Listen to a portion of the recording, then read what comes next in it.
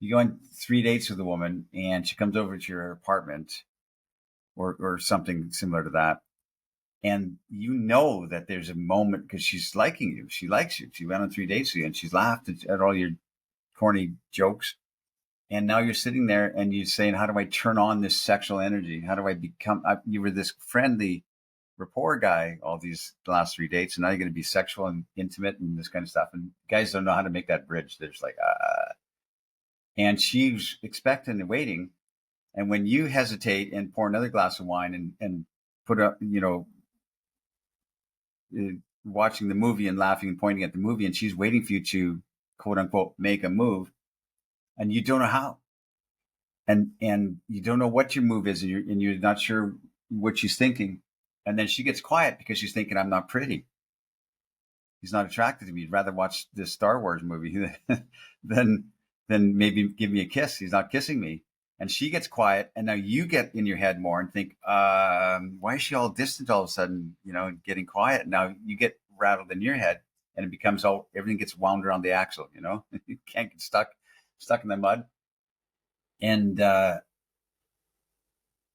it just kind of falls flat because we have never expressed it. Just like, wow, a man on a date. I teach this in my What Would Zan Do live event course I do. We do exercises, and I show that, like, you're sitting here's you at a table, here's a girl walking up on a date with you, you're waiting for her, you're waiting for her to come. How do you receive her? Most men get up and they go, hey, and give her one of these arched, soft hugs, like arch, like an A, and sit down and blah blah blah, rapport. Leaving the genitals in the room before them, right? When they go into the hug, like keeping all the lower part of the body as far away. Exactly. It's interesting hugging women and then feeling which parts of their own bodies are hesitant or they're locking off as well. And some come in fully, and then some women will give you, like barely from this down. Yeah, 100%.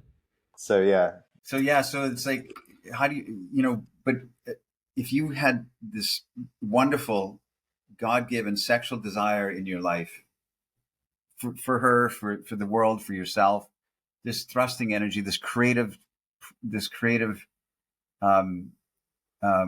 energy, lack of a word, within you, then you'd receive her with that, not in a leering, staring, drooling, tongue hanging out way, but you would, your eyes would diffusely, and by diffusely I mean softly, as opposed to leering or staring.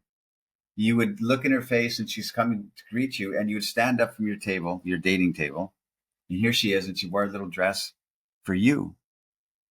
And you would take in the whole spectrum of her with your eyes at once, diffuse, from her knees to her face, and say, wow, look at you, come sit with me, my dear. So there's something in that, you kind of have to see it. I mean, that's why I do this live event in Bucharest, because the exercise, when you experience it, is remarkably shocking to the soul of a man. They're just completely shocked to their core that what it feels like to her, and how representative as the female energy she will show up in that diffuse gaze. I'm saying some very nuanced things that are very difficult to describe, but it's very, very real. And it's all energetic. Yeah.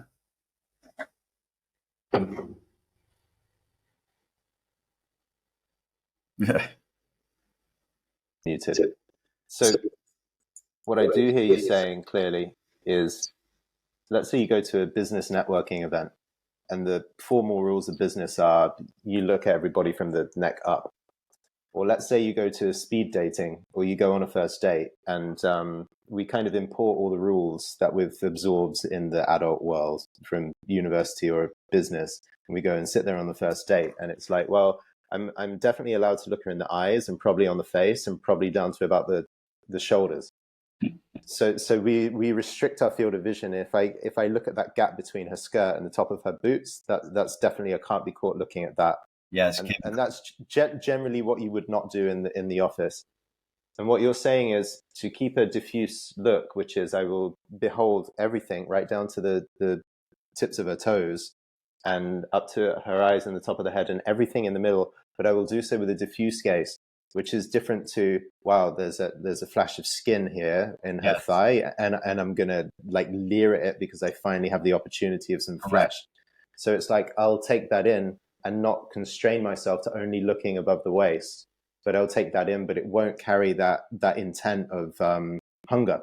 That's right. Like, and you will announce it. So she arrives on the date. I mean, that's why I show the guys in the exercise, right? She arrives on the date, and you stand up to greet her, and you diffusely say, look at you. What you're saying with your eyes and your smile is, wow, you wore the little skirt for me, and you look like this for me. That's the greatest thing I can imagine right now. And there's a welcoming energy in that, and women will just sashay into that space.